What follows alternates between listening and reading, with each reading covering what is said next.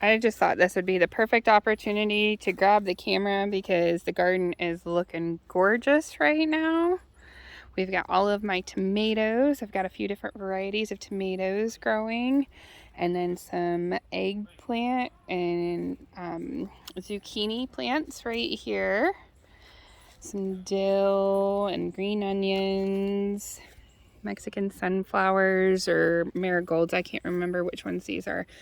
They may be cosmos too. Anyways, they'll be flowering soon, but they're mixed in with the dill right here on the end.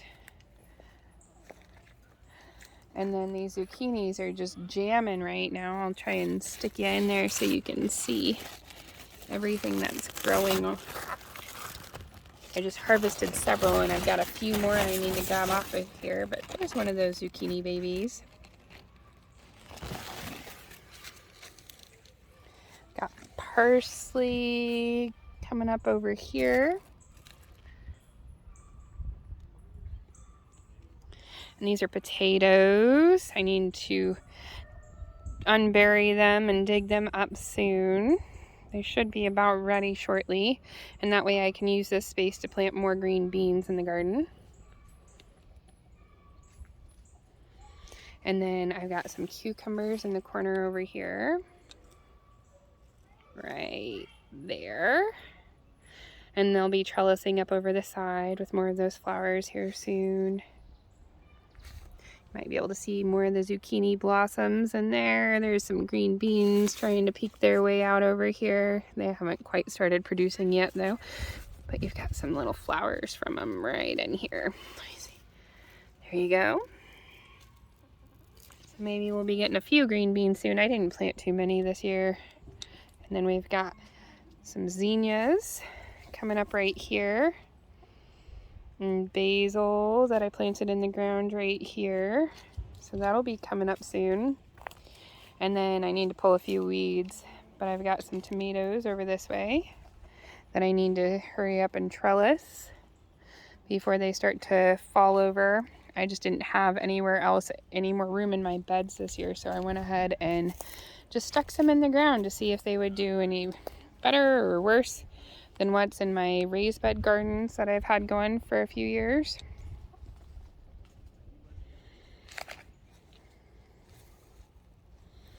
And then we've got lots of shisho and lemon balm along the side over here.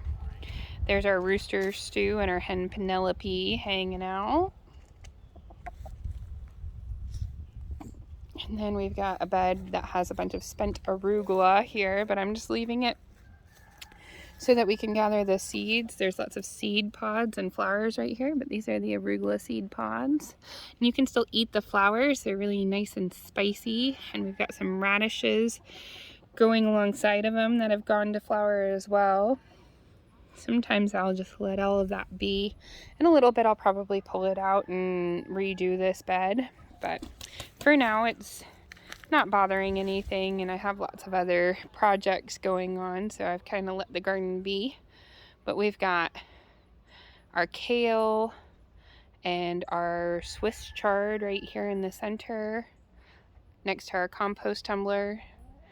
Stu's got his eye on my garden. Uh-oh. We may have to alter our fence a little bit. He just hopped right up there.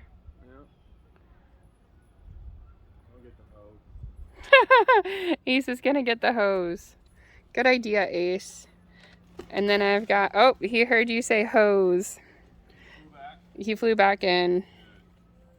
Then we've got lots of tomatoes that are about to produce over here. These are more like a cherry style and black cherry tomatoes. And some carrots down here. And then I have some Romanesco broccoli that I'm trying to get to grow, but it hasn't produced any broccoli yet. And in the south, I feel like it's really hard to get it to actually produce in the springtime before we get a big heat wave and it bolts. So I don't know if I'll get any broccoli out of this year or not, but there's some thyme hiding in the shade down here at the base of it that I started from seed. And then I have some purple cabbage that looks like it's actually starting to form heads, hopefully. Hopefully it'll form heads before the cabbage worms get to it. But they're starting to get nice and tightly bound.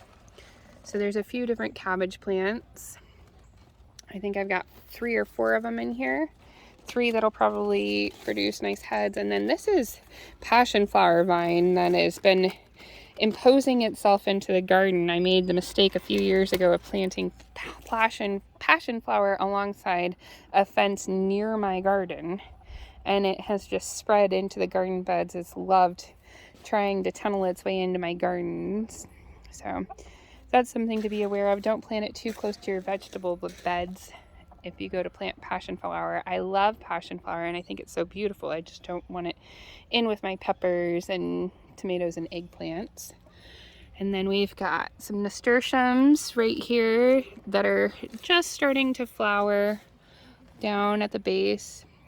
You can see them in there. So some nasturtium flowers. I've got some squash right here that volunteered itself. I'm not exactly sure what variety that is, but I'm just kind of letting it do its thing. Then I have several different varieties of pepper plants that are starting to look nice and big and healthy. And my eggplants along the fence right back here. I have Japanese eggplant and Black Beauty eggplant that I started from seed indoors this winter. So it's kind of just a general idea of what's going on in my vegetable garden. And then I'll scan the backyard for just a moment. We've got a fig tree that's producing back here. You can see right over there. Some raspberries that have produced in the past, but we let the chickens go through them this spring. We were trying to letting the chickens weed the raspberry patch, and I think we left them in there just a little bit too long because it seems to have stunted the growth of the raspberries. But I came in here and hand weeded just a couple of days ago, and you can see that these raspberries are starting to pop up a lot healthier and thrive since I've pulled the weeds off of them. So I'm hoping that we'll get a fall harvest from the raspberries at least. These like to produce in the summer, normally in between now and the 4th of July, and then they'll typically produce a second harvest for me in the fall, closer to September. So I'm hoping we at least get one harvest of raspberries this year in the fall. And then I have these big, gorgeous elderberry plants, these bushes that I planted back here last 2 years ago, and they have just taken off alongside this creek. We have a nice little creek in our backyard with a black walnut tree, so this walnut tree just smells amazing. And this is our little creek area. I came in here this week and weed-eated the makeshift stairs down to the creek so that our dog and our son can enjoy it back here a little bit this summer. It's just a nice, pleasant place to come and sit. I'm excited for this tree to get big and strong and maybe eventually be able to set a swing underneath of it.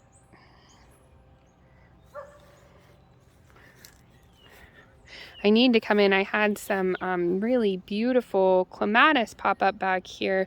You can't see it right now. It's quite buried along the fence line. But here's part of it, and these gorgeous white clematis vines that came up this spring. So I'm trying to retrain it to go across the fence this way so that we can see the clematis flowers next spring. And I need to come in here and remove some of these elderberries that are popping up.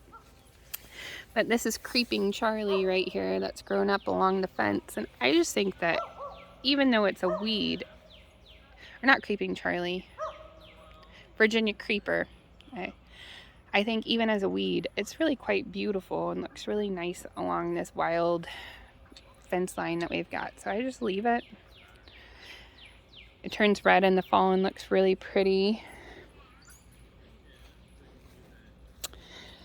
Got some other things going on, but just look at all of these elderberry blooms. The birds just love our yard. We have so many that like to come in, and then we feed them in the winter. So we've had a lot of really beautiful birds this year.